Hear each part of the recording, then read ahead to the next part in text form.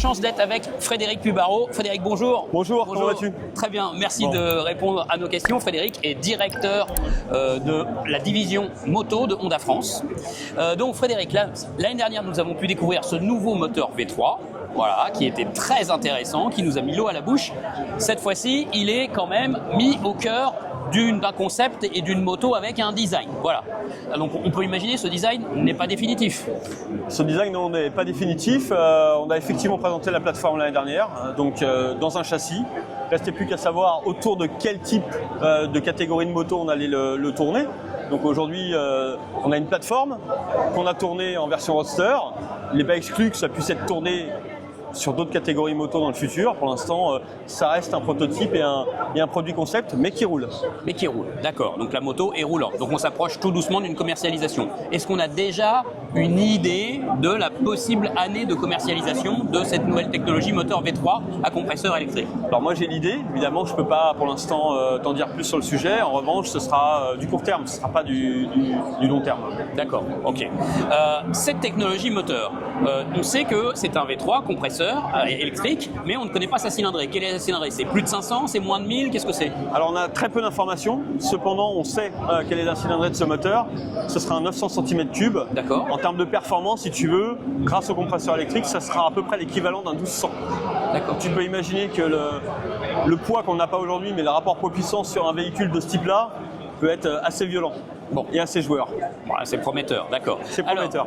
Alors c'est une technologie que vous avez appelée compresseur électrique, donc un compresseur à assistance électrique, à l'inverse d'une technologie utilisée chez un concurrent japonais qui est un compresseur qui est vraiment connecté à la transmission primaire, un peu comme en automobile. Oui. Là, vous vous différenciez. Donc est-ce que ça sous-entend qu'il y aura quand même de l'hybridation autour de cette moto ou autour de ce concept, ou comment ça va se passer? Écoute, c'est difficile à dire. Pour l'instant, je n'ai pas tous les détails par rapport aux évolutions futures que ça peut engendrer. Ce qui est certain, c'est que la conception de ce moteur et cette architecture a toujours été créée dans le souci, si tu veux, de la réduction des émissions de CO2, etc. Et que c'est certainement lié à ça qu'on a produit ce type de véhicule. Est-ce que cette technologie moteur avec un compresseur électrique, ou ce qui va amener, est-ce que c'est aussi quelque chose que vous avez fait parce que vous avez peur de l'arrêt un jour du thermique, même si la moto n'est pas forcément concernée, mais qu'on s'approche tout doucement d'échéance et qu'il faut amener d'autres technologies? Non, on n'a pas peur de l'arrêt du thermique. Très clairement, aujourd'hui, on rentre dans l'ère de l'électrique avec la WN7, comme tu as pu le voir. On sort une nouvelle architecture moteur en thermique, donc ça prouve bien qu'Honda y croit toujours. Aujourd'hui, la réglementation ne nous impose pas d'arrêter la production des moteurs thermiques. Oui. Donc on compte bien continuer à essayer de séduire un maximum d'utilisateurs avec cette nouvelle architecture. C'est ce qui nous manquait un peu dans la gamme. On avait des 4 en ligne, on a des 2. Il nous manquait un V3. On sait tous que le V3, c'est quelque chose qui est plébiscité et demandé par la clientèle. Donc aujourd'hui, on arrive avec cette proposition dans les années qui viennent. D'accord. Alors le V3 plébiscité, disons qu'on a vraiment plus l'habitude du V4. Chez Honda, vous avez une énorme culture du V4, oui. La VFR bien sûr, oui. Les moteurs en compétition, voilà, la RCV bien sûr, mais là aujourd'hui c'est un V3, il manque un cylindre, donc vous avez quand même fait ce choix-là. On a fait ce choix-là parce que le 3 cylindres nous procure un certain dynamique, une certaine sensation qu'on ne peut pas retrouver avec d'autres architectures moteurs. On aurait pu continuer avec le V4. Après, c'est des questions de consommation, des émissions de CO2, etc. Il n'est pas exclu un jour qu'on retravaille sur un V4. Pour le moment, on s'est concentré sur cette architecture-là, qui est toute nouvelle pour nous, en fait. D'accord.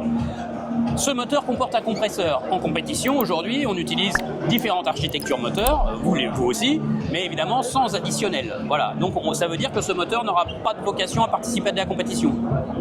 Écoute, on ne sait pas ce que donneront les règles de la compétition dans le futur. Peut-être que ça peut évoluer. Ah oui. On peut faire du lobbying pour les faire changer. Exactement. Ouais. Ou on peut faire d'autres propositions, parce que là, les proposer avec le compresseur, c'est pas une impossibilité de proposer cette architecture moteur sans compresseur. Ça reste possible. Mais pour l'instant, il n'y a aucun plan de ce côté-là. Ok. Alors dernière question, réaction aussi de journalistes. En fait, Honda, vous vous battez aussi beaucoup sur le thème aujourd'hui du rapport prix-performance avec la Hornet 1000 par exemple, qui a été proposée à un prix vraiment très concurrentiel sur le marché, avec des solutions amorties. avec cette moto, vous montrez un nouveau visage et vous montrez aussi que la maîtrise de Honda en matière de technologie. Est-ce qu'avec ces deux signaux, est-ce que vous ne voyez pas vraiment un signal très fort à la concurrence, mais aussi à la concurrence chinoise, à savoir, vous voyez les motos performantes pas chères, on sait les faire, et les motos à haut degré de technologie avec des architectures moteurs inédites, on sait aussi les faire, vous n'y arriverez pas, vous ne pourrez pas nous battre. Est-ce que c'est un peu ça le message? Alors, j'irai pas jusqu'à dire vous n'y arriverez pas, vous ne pourrez pas nous battre, parce que on sait que les moyens, notamment asiatiques, chinois, sont très puissants. Malgré tout, c'est un peu tout notre savoir-faire, tout notre ADN qu'on démonte dans cette moto. De toute façon, Honda, c'est quoi? C'est un motoriste. Oui. Et aujourd'hui, on est les plus légitimes à sortir des nouvelles architectures moteurs et proposer de nouvelles choses à la clientèle. C'est pourquoi aujourd'hui, on est venu avec ce nouveau V3. D'accord. Très bien. Bon, merci beaucoup Frédéric. Je t'en prie, merci. Bon salon à toi. Bon salon. Merci.